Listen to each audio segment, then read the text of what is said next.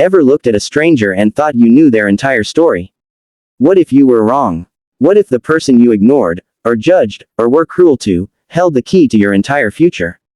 Stick with me until the end, because the lesson in this story changed a family forever.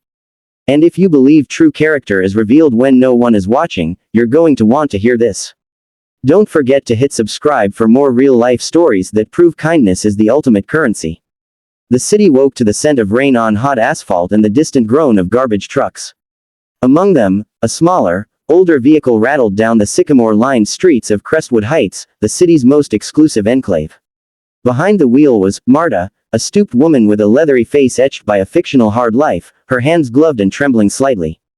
But behind the cataract contact lenses and the layers of thrift store clothing was Elias Thornfield, 78-year-old real estate titan, billionaire, and a man whose heart was a clenched fist of grief and suspicion.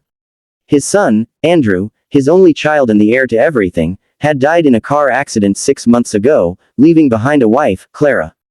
Clara, the former interior designer from a modest background, whom Elias had never fully trusted.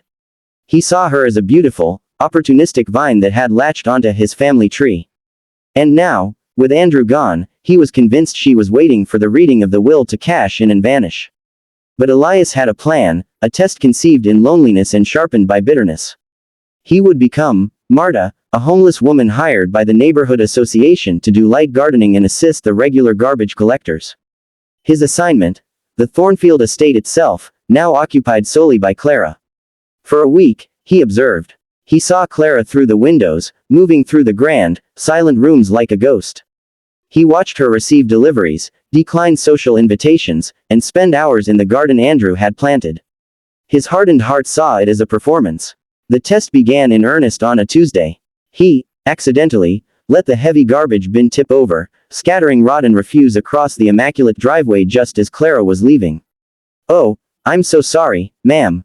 So sorry," Elias whined, pitching his voice into a reedy tremble. He braced for irritation, for a cold dismissal.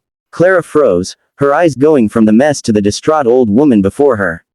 And then she did the unimaginable. She knelt, not in a pristine spot, but right there in the muck. It's all right, she said softly, her voice raw with an emotion Elias couldn't place. "Let me help you." Together, in silence, they repacked the bin. Her designer jeans were stained, her hands soiled. She didn't flinch. "Are you new?" "I'm Clara," she said. "Would you like a glass of water? It's a hot day." Elias, as Marta, mumbled a refusal, but the fist around his heart loosened, just a fraction. The disguise became Elias's prison and his window. Each day, Marta returned, and each day Clara found a reason to interact. She began leaving an insulated tumbler of ice water on the garden wall with a note, for Marta. One afternoon, a fierce autumn storm blew in suddenly. Elias, pretending to struggle with a blown-over recycling bin, was drenched in seconds. Clara appeared at the side door, not the grand front entrance. "Marta, please, come in. You'll catch your death." She ushered the dripping, smelly woman into the mudroom, a space of Italian tile and reclaimed barn wood. This was the inner sanctum. Elias's eyes, disguised and downcast, took in everything. This was his house, the one he'd built. He saw a photo of Andrew on the sideboard, a fresh white rose in a vase beside it. Clara fetched a large, fluffy towel and one of Andrew's old sweatshirts. "Here," she said gently. "The bathroom is just there. Get warm." As Elias changed, he heard her on the phone. "No, the charity gala. I'm sorry, I just can't. It doesn't feel right." When he emerged, she had a plate of warm soup and crusty bread waiting at the mudroom's small table. "Sit, please." He ate in silence, the soup delicious, his mind reeling. This wasn't just politeness. This was a profound, unguarded kindness. The test escalated. The following week, Marta approached Clara, wringing her hands. In a broken voice, she spun a tale of a fictional granddaughter needing medicine she couldn't afford. Without a second's hesitation, Clara went to her purse. She didn't give a few bills, she gave her entire week's grocery cash, nearly $300. "Take it. Family is everything," she said, her eyes glistening. "Just promise me you'll get her what she needs." In that moment, Elias Thornfield, hidden under layers of deceit, wanted to weep. He was robbing this woman, this good woman, of her money, her privacy, her grief. He saw not a gold digger, but a widow clinging to her husband's memory, extending compassion to a world she believed had turned cruel. The guilt was a physical pain, sharper than any arthritis he feigned. The day of the will's reading arrived. Clara, dressed in simple black, entered the opulent, cold office of Thornfield Holdings.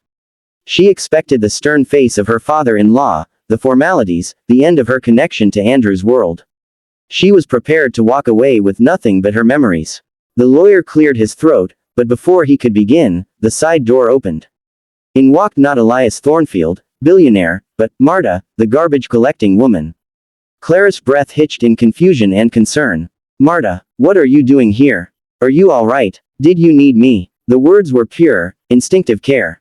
Then, Marta straightened her stooped posture. She reached up and slowly removed the gray wig, the prosthetic nose, the glasses.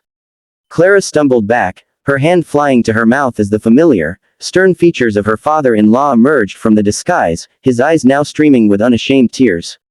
"Clara," Elias said, his real voice, rich and broken, filling the room. "The test is over. And you have passed in ways I never dreamed possible." He crossed the room, ignoring the stunned lawyer, and took her trembling hands in his own, which were now clean but still bore the calluses from a week of hard labor. He told her everything. His suspicion, his grief, his bitter plan. "I thought I was testing for greed," he choked out. "But you were testing me. You showed me what my money had blinded me to: integrity, compassion, true heart. You loved my son for who he was. And you honor him every day with who you are." The legal will was read, but its contents were irrelevant next to the emotional revelation. Elias had already signed over control of the majority of his estate and holdings to Clara, not as an inheritance, but as a stewardship. "You have the strength I've lost," he said. But more importantly, he offered what money could never buy: a father's apology, and a father's love. Clara, through her own tears, saw not the formidable tycoon, but a lonely, grieving old man who had lost his way. She embraced him. The family Andrew had left behind had found each other in the most broken, disguised way possible. So, what is true wealth? Is it what you have in the bank, or what you have in your heart? Clara proved that kindness isn't a transaction, it's a legacy. If this story reminded you that the most profound truths are often hidden in plain sight, do me a huge favor, smash that like button, and subscribe to True Kindness Tales.